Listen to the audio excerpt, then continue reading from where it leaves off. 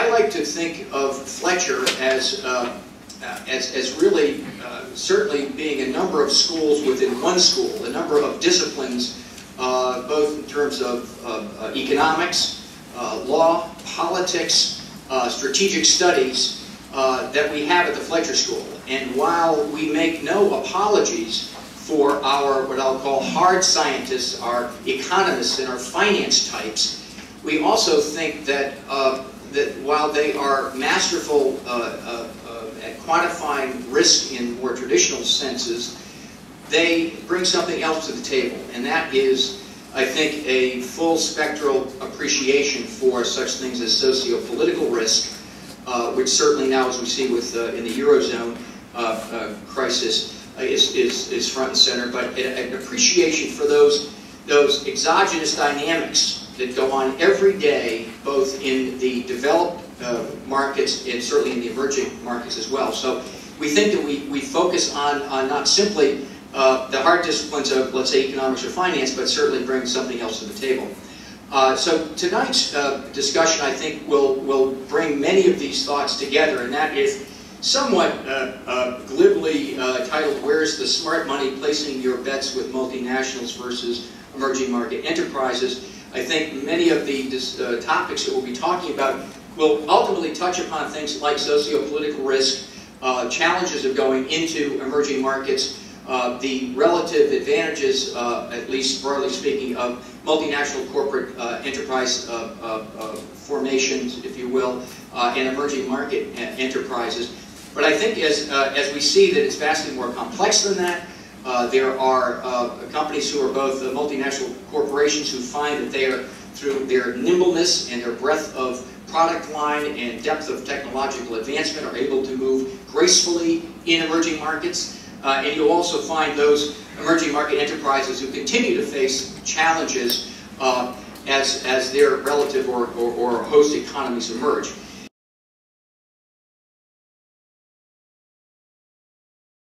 While I was still at the International Monetary Fund, I was giving a talk, this is just 5 years ago, on emerging markets moving to center stage. And this was something that had audiences a tither. It was something that wasn't well understood, and whereas now it's on the cover of most magazines. But it's still worth sharing a few facts. That emerging markets, by some measures using purchasing power parity, now have fully half of the world's gross domestic product. They have 70% of world trade, and they have 90% of world international reserves. So it's not a passing phase. And one can only expect that this power and prominence in the world is going to continue and, in my opinion, accelerate. Emerging market countries have higher growth rates. They surprisingly have now lower vulnerability to financial shocks. So during the 2007-2008 financial shocks, Latin America and Asia were much less affected than the industrial countries. And it's not surprising why. They learned from their problems in the 70s, 80s, 90s. They learned from the pain of experiencing crisis. And as a result, they have now a more responsible fiscal policy than do industrial countries. I'll just give you one last sort of example of the kind of competition that's going on right now, and that is, say, world power, political power.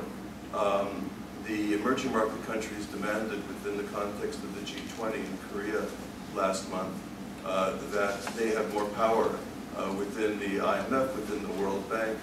More power means that they put in more money, more votes. So unlike the United Nations, you have demands to be able to put in a greater budget. Well, that meant that somebody has to have less votes, less power. And in the end, it was the Europeans mostly that were going to have to take the hit. It was very contentious, but in the end, China's, India, the BRICS, but as well as the BRICS, many of the emerging market countries that are not in the headlines were given increased quota. They will be putting more money into the fund, and European countries less. That is going to continue to happen, and they are very different cultures that are going to be becoming much more prominent within the industrial, the financial, and the political world. And how the U.S., how the industrial world, how the multilaterals work with this is going to be critical in terms of ensuring that while the middle class of emerging market countries increases, that the middle class does not shrink in industrial countries.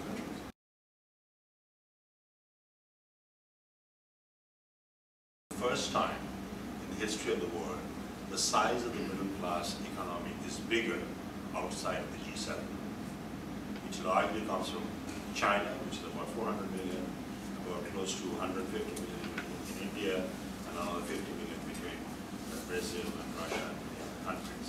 Now obviously that makes it a very different world, a world where you have to think of the middle class, which comes from a very different type of culture, with very different type of consumer instincts, different from what we have seen in Western Europe, United States.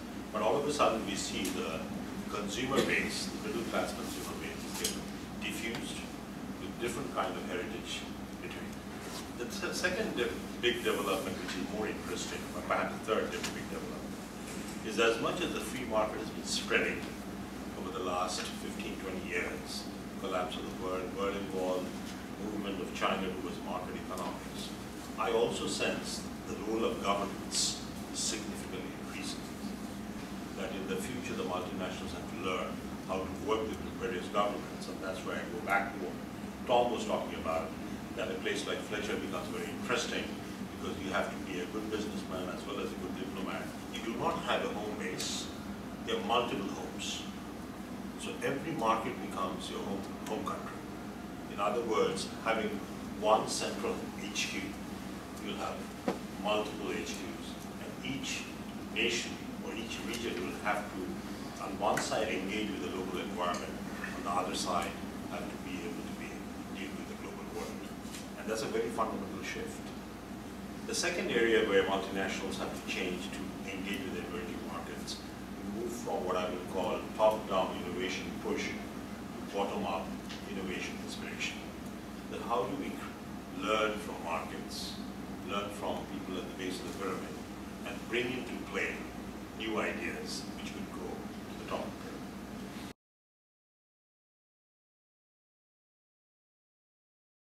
pyramid. Thinking about risk-reward curve, so to speak, with multinationals, we're at the left end of this curve. We take some risks, we realize some rewards, but it's unlikely to be massive, so to speak. If we're looking for more direct participation, then we obviously need to go to the emerging market enterprises. And when we think about investing in these places, then in addition to regular economic or regular competitive analysis that we do when we value investments, we need to think about an entirely different layer of issues and questions and possibilities, something that Mark and Kelly described as role of government. And I would say it is both a role of government, but probably more generally, it is more a role of the objective function that this enterprise is going to be. And the government, which is regulating this enterprise, is pursuing. And here we go into a situation when maximization of shareholder value is not necessarily the objective. Whether rightly or wrongly, that's almost besides the point. But the objectives of the emerging markets are to improve the standard of living in the best case of the objective function, and of course, sort of being cynical, corruption being on the other hand, and unfortunately, it does happen more frequently we'd like to see, and probably we'd like to.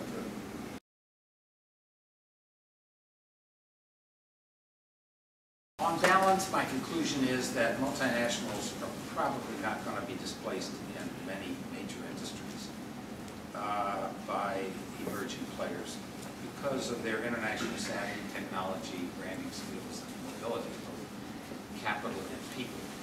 And my basic feeling is that multinationals are better at adapting to emerging markets than emerging market enterprises are at adapting to developed markets. But underneath this generalization, there's an awful lot of variance and exception, and I've got a way I hope to address that.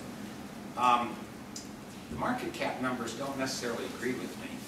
The Financial Times 500, which is the 500 biggest market caps in the world, emerging market enterprises have just exploded. In 2000, 10 years ago, they were 3% of the market cap of the top 500. There were 26 companies out of the 500. 2010, 20% of the market cap and 119. So the numbers have exploded. The prospects of multinationals versus emerging market enterprises vary a lot by the business, and I want to talk about them in three buckets. The first bucket is where the multinationals are really hard to touch. The second batch is where it's mixed, and the third batch is where emerging market enterprises should and normally do have advantages. And this is really getting interesting, I think, probably the most interesting sectors in the big ticket capital goods and infrastructure projects like fast rail, wind power, and maybe down the road jet airplanes. The emerging market players, with their protected home markets, are making a big play in the equipment side and the construction side of all this. And companies like Siemens and GE have been knocked back a little bit on how fast they've emerged, in part because the host governments in the emerging markets make it very difficult for them to play on a level playing field. So now what you're seeing, I think, is a lot of consortia and a lot of partnerships where the Western player who has the advanced technology and the critical components and the systems knowledge to engineer the system is marrying up with an emerging market player who can bring the kind of nuts and bolts of the project along, and increasingly project finance, which the emerging markets, as Elliot was saying, are in a much better position to provide now. I make a comment here, and I think that's what Tom was talking about, because I read with interest your article in the Harvard Business Review in terms of China and technology and the like. And a couple of things I think goes to Sean's comment there. You know, what's better for innovation? Is it a multinational emerging market enterprise? The number of patent applications is a crude measure of innovation, but I think it can be informative. If you take a look at